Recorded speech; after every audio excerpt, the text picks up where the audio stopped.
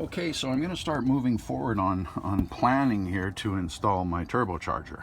Rear-mounted turbocharger, and for those of you who aren't aware, this is the latest technology by Comp Turbo. It's only a few years old. It is a grease type. You grease it there with special grease, and it's also air-cooled, so you do not need to plumb in an oil feed, and you do not need to plumb in cooling lines. Very convenient for a nice for a rear mount turbo. Now that's the existing exhaust. That's a 3-inch pipe. The muffler is up there, right there. That's a MagnaFlow muffler. Now I'm planning here to install it after the muffler for a couple of reasons. One, it's already it's the simplest way without having to rearrange the exhaust too much, and also I will not have to plumb the wastegate output back into the exhaust to keep it quiet. I can have it on its own separate pipe, which keeps it simple. Now there's lots of room right here. That's where the resonator used to be in the stock exhaust, and there's a hanger right there. I will remove that hanger to make room. Reason for that is because I'm thinking of putting this on a 45-degree angle in the same in line as the 3-inch exhaust. Whoops, I got that backwards. Hang on a sec. Sorry, you're blind for a second, but okay. So that's, excuse the tight videoing here, but I'm handling this heavy turbo at the same time I'm messing around. That's the output, or sorry, the input. Better grip here, damn it. There's the input flange. So I'll put it in line with that, and of course I'll have to get a reducer from 3-inch to whatever that is. That's 2.5 inch or something, and then weld it in place, and then set and weld in the intake flange.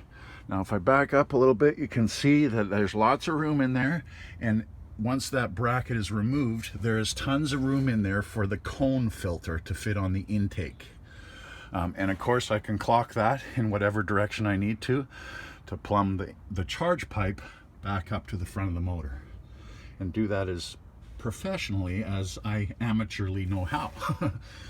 And as for the weight of the turbo, it cannot be bouncing up and down on the exhaust, so I'm thinking right there on the bracket or the clamp for the exhaust, I can put a hanger up there and install that so that all the weight is being held off of the exhaust and directly onto the turbo.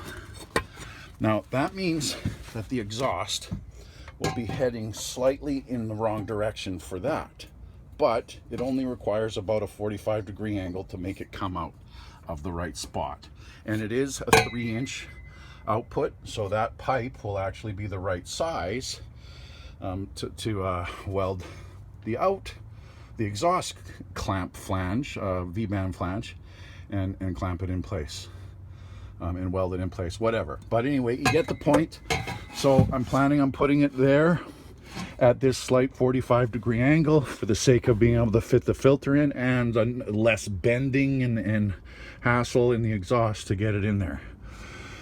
That's the boost pressure nipple, which will go to the wastegate, which will be somewhere up there.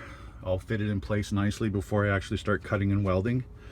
And yeah, so it should work. Lots of room. It looks like it will be pretty tidy. Now if there is any bad ideas that I have here, please, input is welcome. Colin, if you're watching, what do you think? Will this work? I'm trying to keep it as tidy as possible, but also as simple as possible, and making sure everything is sealed perfectly.